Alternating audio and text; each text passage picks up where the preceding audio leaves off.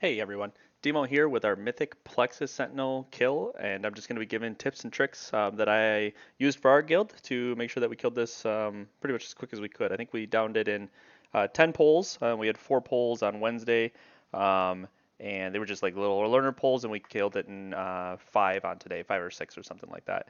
So the first thing I'll say is this isn't your normal first boss. It's not just free.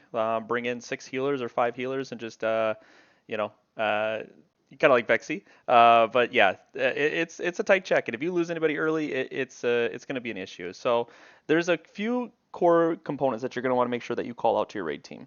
So these pools that are the first thing that you see on my timer right here, these are going to be little pools that you can put to the right side, but you want to make sure your group's not stacked. So every time that pools comes out, I make sure to say pre-spread. So groups should just be spread out a little bit. That way, one of our first polls, I forgot that those um, stack when you have them stacked, it pulses basically raid damage on everybody that's in there, and we lost like 4 people instantly. So then, better calling on my part to make sure that we call the pools.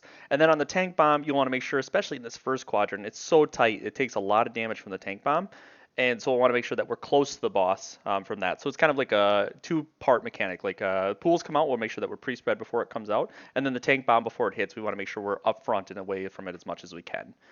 So I'll let it roll here a little bit and kind of talk through, but those are kind of the big parts in each of these phases. So we could have pre-spread a little bit better, as you can see there, but we just put them to the right. The cleansing protocol, whenever the line comes through, that's the mythic mechanic, it's going to cleanse out all of those. So tank bomb goes back left, and as you can see, this wall is coming through. We'll use our extra action buttons.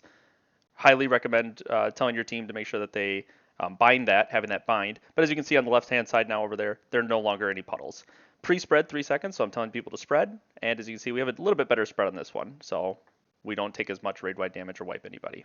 Soaks, this here, I'm going to pull up the WoW utils that we use. You could do anything here.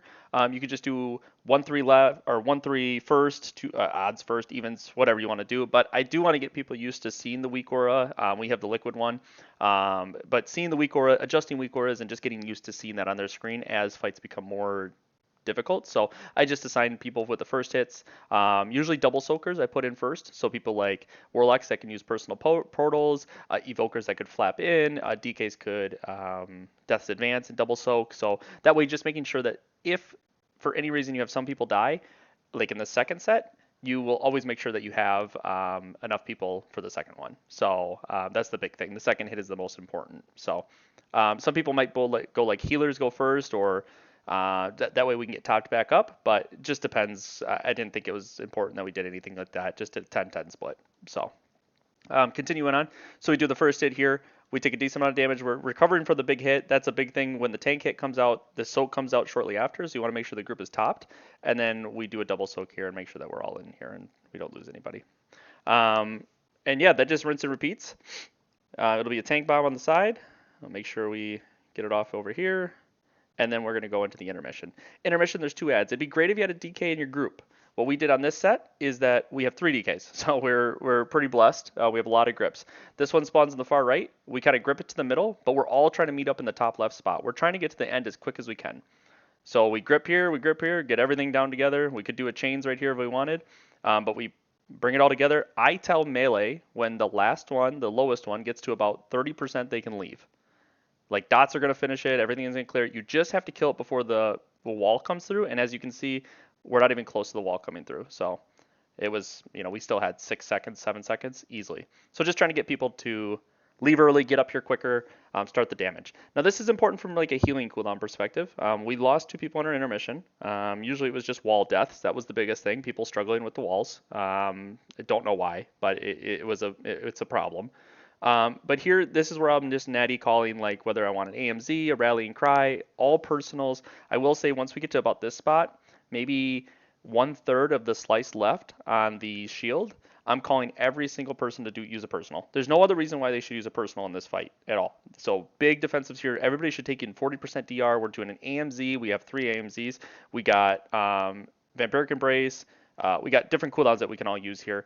And again, that way, look at now, we barely take any damage, and it's ramping up at the highest point. So then we finish it off, boom, good to go.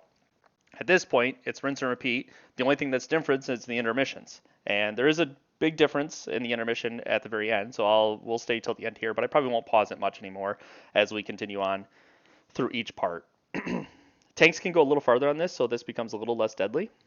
And again, we are down 1 DPS, so not good from a perspective of like trying to beat the checks. There's tight checks, and you cannot lose too many DPS. We still kill it here, but not unfortunate. We had a couple people get knocked into the wall on that frontal. That could be also save some time. That's a really important one.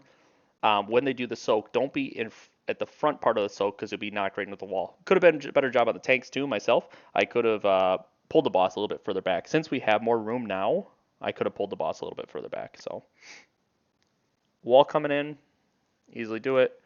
And I'll tell you this soak, that's what I'm saying. At the very front by his feet, you don't want to get pushed there. You're going to get pushed into the wall. So you want to make sure you're behind the person. You'll get knocked backwards, and you won't be worried about the wall. So still taking those to the right, no problems.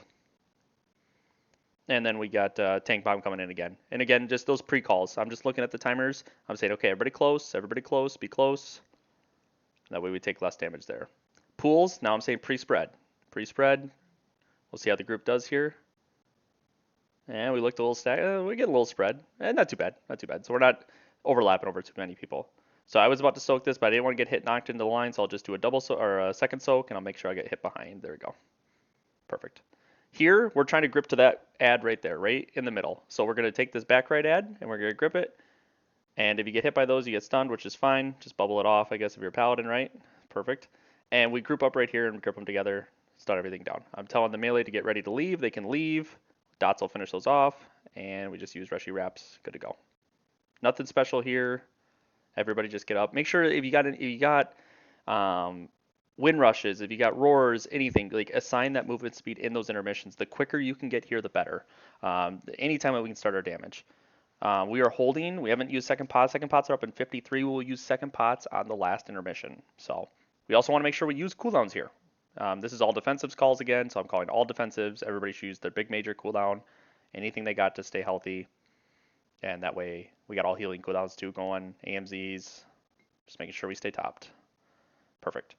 Sub 50%, we're right on pace, we're doing well. And we just got to make sure that we continue to keep everybody up. Still 2 TPS dead. Can't really afford to lose anybody more to make sure that we meet the check at the very end. So we res one here as we get another one.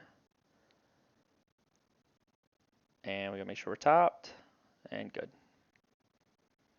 Tank soak. Again, don't soak in the front so you don't get pushed into the wall. And then get soaked behind. Good. Pretty straightforward. I mean, it's all the same. I'm only showing basically the end of it just for the last intermission. There's a pretty important part. So, tank wall, or this wall coming through, I just try to make sure that I always gate it on, this one I don't gate, but I would gate it like at a side angle. So that's kind of important, but all gets cleared. Rushy wrap walls through. Good to go. Again, just making sure not to get hit forward. Getting hit backwards fine, and double soaking when we can. We have tank bomb, pool, and then intermission coming up soon. So again, making sure that you're calling the tank bomb and that we'll have a pre-spread as well. So tank bomb comes in, and the next mechanic immediately after is pools, so people should be pre-spread afterwards. Might be good for like a little movement speed right there. We weren't pre-moved very well. We start to tick a little low. Not too big of an issue though. And just making sure we're top for this. We 3 heal now at this point. So now I'm a little worried because we're 3 healing and the biggest healing check is coming in right at the end. So there is going to be a spot that we're going to grip everything. So we're going to grip this ad, and I'm going to put a bunch of markers down right here. I put them all down right here. We're stacking up right here. And so we'll grip everything, DPS everything, and there's going to be a wait. I don't know if this is necessarily better, but it's a pretty good strat. I tell everybody just wait here because we're going to Rushy wrap across at the same time. So everybody's waiting here, dodging, Rushy wrap across. You have a little vulnerability between there, and then you have a clear shot. And then we get up everybody. So now you shouldn't have used Healthstone or Health Pot at this point. There's no point in using it yet. So this is empty the bag. This is okay. We have 2 AMZs. We've got Rallying Cry going right now. We've got Darkness. We've got a lot of different things, but we only have 3 healers. So we got to make sure we're big. And we're using second pots right here. Get through this and you'll kill the boss. That's all you got to be thinking. Everybody live. 2 DPS down, 1 healer. Great Spirit Link. Everything right here. And we finish strong. So that's pretty much it. There's that tech right there that can make you maybe get there a little faster, which is good. But that's pretty much it. After that, the fight. Now, I will say there's an important part at the end. I see the cleanse the chamber at the very end. I thought that was just going to be sending a wall through. I didn't know that that's like actually the enrage. So that was one mistake that I made. I could have done a much better job when we soak this. What I would have done to change is I would have done almost get clipped. Just trying to make sure we have enough people soaking. Should have pulled the boss back. At this point, I should have pulled the boss back, and we should have slowly started creeping backwards. That way we start getting away from this endpoint. And I'll show you towards the end here. So after every like time we have a little downtime, we should have moved further and further backwards. And that will be apparent to you guys in about 40 seconds when this on. So soaks and then into pools. So thought he was running away with it for a second. Just make sure we get enough people in the second one and live. At this point, you could call defensives on that soak. I tell those people to go left. So he's cleansing the chamber. We're at 4%, and here it is right here. And I'm like, oh, shit. We should have been pulling the boss back. So I did a rescue wrap right away. Told people to use rescue wrap. They did it. And now we're at 2%, and this boss should have been way further back. We're just losing DPS, and I'm just like, okay, dots will kill it, right? Surely, right? So that was it. Pretty good boss. Glad we got the trinket. That was awesome. But yeah, hopefully you enjoyed the guide. Any questions or any comments in it, just put them down below.